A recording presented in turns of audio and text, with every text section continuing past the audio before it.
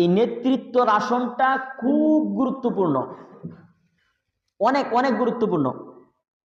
কেমন গুরুত্বপূর্ণ? আমরা বাসে উঠি না, উঠিনি? একটা বাসে যদি কথার কথা 100 সিট থাকে, ড্রাইভারের সিট কয়টা?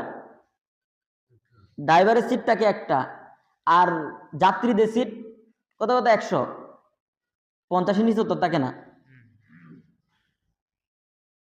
তো বিষয়টা যদি এমন হয়, একটা বাসের মধ্যে 100 যাত্রী উঠছে, সবাই ওলি, গাউস, কুতুব, শাহজালাল, মুজাররাদে আমানি, শাহপরান, খাজা মঈনুদ্দিন চিশতি, বাইজিদ বুস্তামি, মানে জগৎ বিজ্ঞত ওলিরা বসছে বাসের যাত্রী সিটে।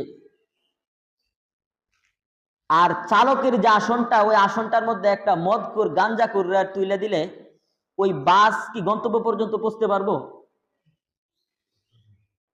শাহজালাল, মুজাররাদে আমানি, খাজা মঈনুদ্দিন চিশতি, আরো বড় বড় যে গাউস কুতুবরা যাত্রী সিটে আছে, তারা খুব আল্লাহ বিল্লাহ করতেছে, দোয়া খায়ের করতেছে।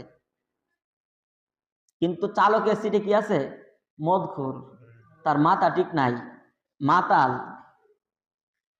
এই বাস যেরকম ভাবে রাস্তার নিচে নামতে বেশি দেরি হবে না, এই সমস্ত যাত্রীদের জীবন বিনাশ করতে দেরি হবে না, ঠিক ওই রকম ভাবে একটা সমাজের মধ্যে সমাজের লোকেরা অনেক ভালো, কিন্তু তার নেতৃত্বের আসনটাকে যদি গাঞ্জাখোর, চাঁদাবাজ, দুর্নীতিবাজ, জালেমকে যদি বসা হয়, তখনও ওই সমাজ ধ্বংস হইতে দেরি হয় না।